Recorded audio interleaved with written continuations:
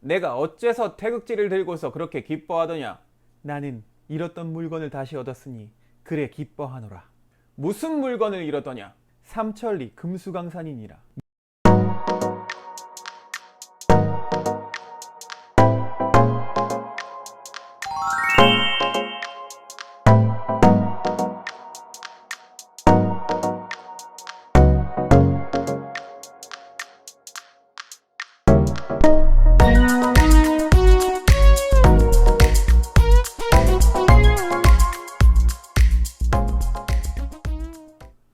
여러분 안녕하세요. 하나님 말씀을 전하는 저는 피터 목사입니다. Hello, I'm Peter. 대한민국 헌법 전문은 이렇게 시작합니다. 유구한 역사와 전통에 빛나는 우리 대한민국은 3.1 운동으로 건립된 대한민국 임시정부의 법통과 불의에 항거한 4.19 민주 이념을 계승하고, 여기에 두 사건이 특별히 언급되고 있죠. 적어도 우리 헌법은 이 두 사건을 대한민국 국민의 원형질로 간주하고 있다는 것입니다. 그 가운데 하나인 3.1 운동이 일어난 날이 바로 내일이죠. 102주년을 맞았습니다. 오늘은 그 3.1절을 기념하며 함께 예배합니다. 3.1 운동하면 여러분 어떤 게 떠오르세요? 유관순, 대한독립 만세! 대한민국의 많은 사람들이 이 유관순 열사를 떠올린다고 하네요. 그런데 또 한 가지가 있죠. 바로 독립선언문. 우리는 오늘 조선이 독립한 나라이며 조선인이 이 나라의 주인임을 선언한다.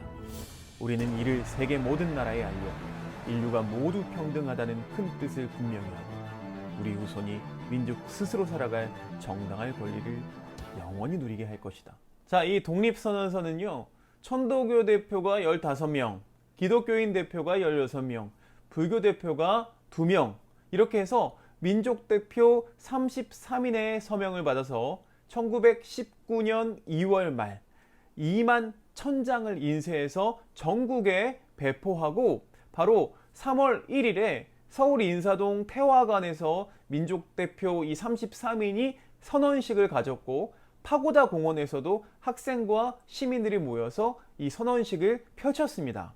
여기서 주목할 게 바로 민족대표 33인 가운데 무려 16명이 기독교인이었다는 거예요. 그때는 오히려 지금보다 기독교인의 숫자가 적을 때였어요. 그럼에도 불구하고 민족의 대표 중 절반이 기독교인이었다는 것이 우리에게 시사해주는 바가 있죠. 만약에 여러분, 지금 이 시대의 민족 대표를 뽑는다면 과연 기독교인이 몇 명이나 될까요? 2021년을 살아가는 우리 기독교인들에게 이 3.1 운동이 던져주는 메시지는 무엇일까요? 그렇다면 행동 똑바로 해야지. 예수님을 믿다 보면 어느 순간 마음 깊은 곳에서부터 고민이 시작됩니다. 우리가 믿는 것이 잘못되진 않았나? 아니면 우리가 듣고 있는 이 복음이 잘못된 것은 아닐까? 왜 점점 예수님 믿는 것이 부끄러워질까? 우리 부모님이 믿고 내가 믿는다는 이 복음이라는 게 과연 무엇일까? 예수님을 믿는다는 게 과연 내 삶에 무슨 영향이 있을까? 이 복음이라는 것이 과연 공부하기에 지쳐서 매년 700명의 아이들이 자살을 선택하는데 과연 그 친구들을 살릴 수 있는 것인가? 이런 근본적인 질문이 찾아옵니다. 그런데 이 복음이 과연 무엇이기에 많은 사람들이 목숨을 걸고 믿었을까요? 3.1 운동의 민족 대표들, 이들이 서명한 것은 사실 자신의 목숨을 거는 서명이었죠. 그러니까 믿음의 선조들은요, 목숨을 걸고 그 신앙을 지켰습니다. 기꺼이 죽을 수 있었고 인생을 걸었어요. 복음이 목숨을 버릴 만큼 가치가 있었기 때문이었죠. 그러나 지금 우리 시대는 그런 가치들을 잃어버리고 가볍게 믿고 있어요. 왜 이러는 걸까요? 기독교가 참 소란스럽죠. 뉴스에도 많이 나오고 교회는 좀 시끄러워요. 시끄럽죠. 소란스럽습니다. 찬송도 하고 기도도 하고 소란스러워요. 이건 어찌 보면 우리 삶이 다급하기 때문에 그렇습니다. 하나님 나 좀 살려주세요. 저 좀 살려주세요. 또 하나의 이유가 있다면 오늘 말씀에 등장하는 예수님이 소란스럽기 때문에 그래요. 예수님이 예루살렘에 나타나셨는데 온 성이 시끄러웠대요. 그리고 보면 예수님이 가시는 곳마다 소동이 있었어요. 마태복음 2장에 보면은요, 처음에 아기로 오셨을 때도 비록 야심한 밤에 오셨지만 난리가 났대요. 그러니까 유대인의 왕이 오셨다는 소식을 듣고 왕이랑 정치가랑 사회가 다 난리가 난 거죠. 이렇게 예수님은 가시는 곳마다, 이 복음이 가는 곳마다 난리가 났어요. 오늘 말씀의 장면은요, 사실 굉장히 비장한 말씀입니다. 예수님은 일생에 단 2번만 예루살렘에 방문하셨어요. 왜냐하면 예루살렘에는 예수님을 죽이려고 하는 사람들이 수두룩 빽빽 했거든요. 역장남의 새끼들! 그런데 예수님이 마음을 먹고 자, 예루살렘에 가자 이러니까요, 제자들이 벌벌 떨기 시작합니다. 예수님 거기 가면 우리 죽습니다. 그렇지만 제자들이 결심을 합니다. 우리가 함께 예수님과 함께 죽으러 가자. 그러면서 예루살렘을 향해 가는 장면이 오늘 말씀이에요. 그런데 두려운 마음으로 들어가는데, 죽을 줄 알았는데 백성들이 환호를 지르면서 환영합니다. 그런데 그 모습이 결코 화려하지는 않아요. 나귀 새끼 한 마리를 타고 올라가시죠. 바닥에는 뭐 빨간 카페트 이런 게 깔려 있는 게 아니라 뭐가 깔려 있냐면 사람들의 겉옷, 그리고 나뭇가지가 깔려 있었어요. 비록 화려하진 않았지만 어떤 황제나 장군이 올라가는 것보다도 더 큰 충격과 더 큰 소동을 주면서 올라가셨어요. 만약에 예수님이 그냥 지나가는 관광객이었다면 이런 소동이 일어나지는 않았겠죠. 만약에 관광객이었다면 예수님에 대해서 아무도 신경 쓰지 않았을 거예요.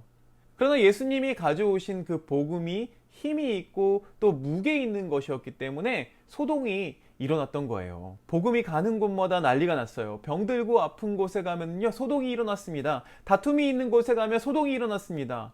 이것이 정상적인 복음이 들어갔을 때의 반응입니다. 여러분에게는 어떤 소동이 있으신가요? 아무런 일이 없다면, 어떻게 살아가야 할지 고민이 없다면 우리는 그냥 지나가는 관광객과 다를 바가 없다는 것입니다.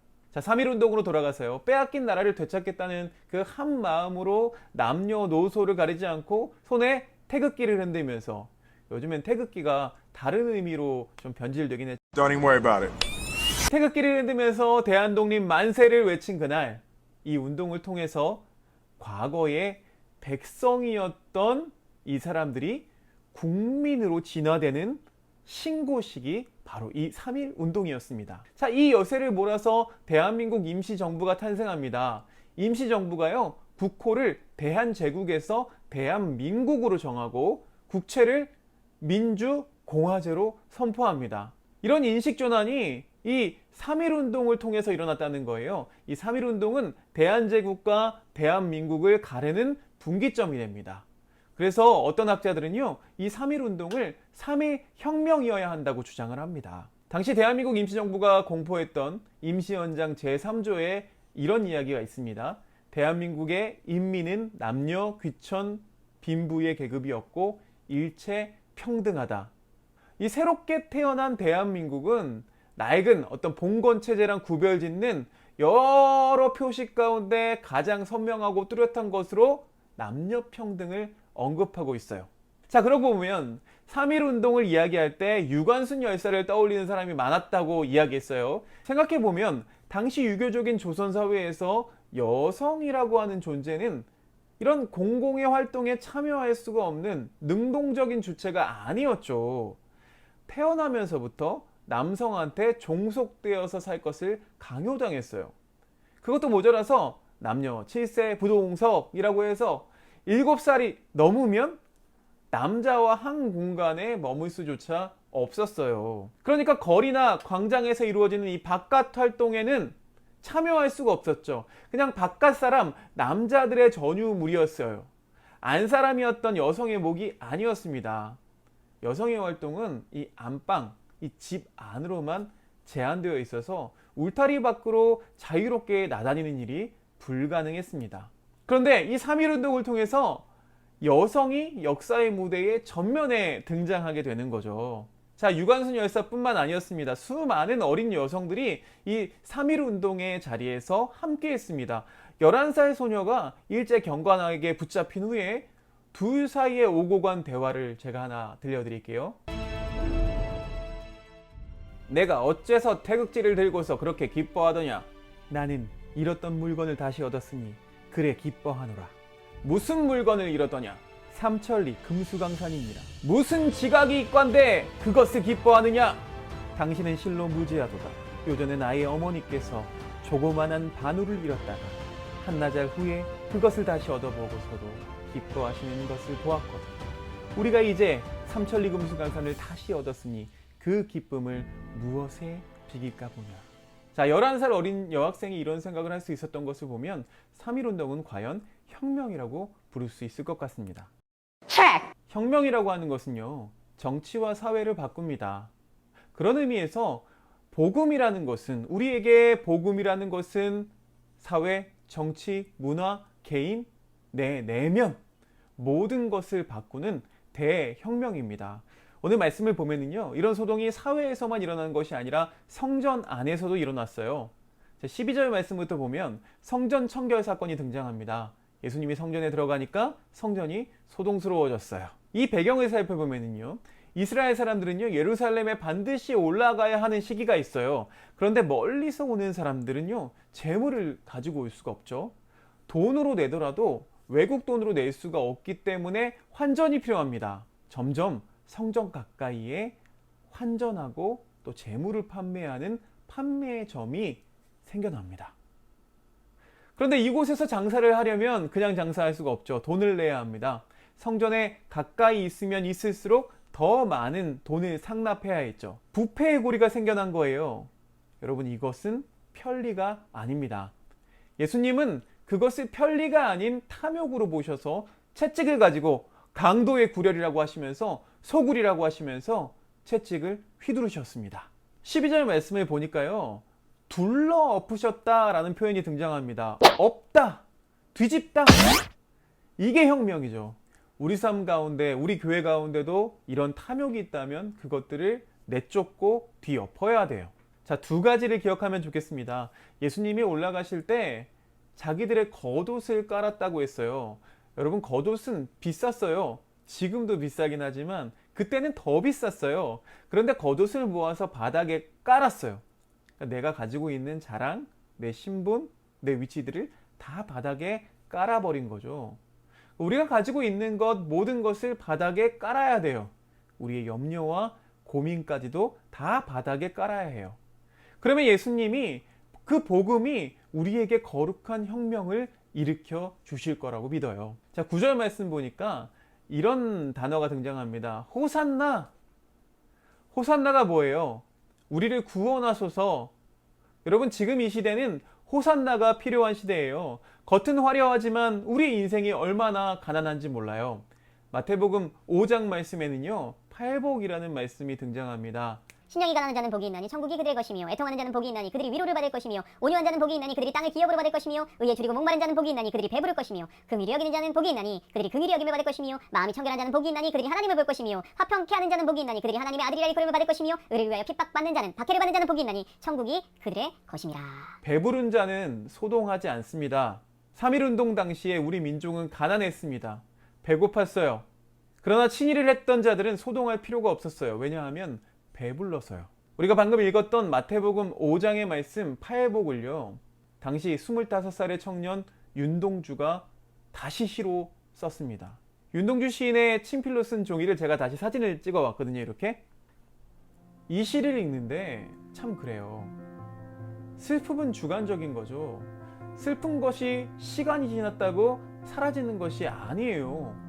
어떤 슬픔은 평생을 동반하기도 합니다. 청년 윤동주는 그러나 슬퍼하는 것도 복되다고 이야기합니다. 그리고 영원히 슬퍼할 거라고 이야기합니다. 3.1운동, 이 3.1혁명이 일어난 지 102년. 그러나 여전히 우리가 사는 이곳을 바라보면 슬퍼할 것이 너무나 많습니다. 혁명이 일어나서 무언가를 바꾼 것 같지만 여전히 우리의 자리에는 슬픔이 남아 있습니다. 예수님을 믿고 내 인생이 완전히 뒤집히고 변화될 것 같지만 여전히 슬픔이 남아 있습니다. 그러나 그것이 복인 줄로 믿습니다. 아직도 뒤집을 것이 남아 있기에 계속 복음을 의지하고 예수님을 의지하며 그분의 가실 길에 우리의 겉옷을 깔고 호산나, 우리를 구원하소서 외칠 수 있게 되기를 간절히 소망합니다.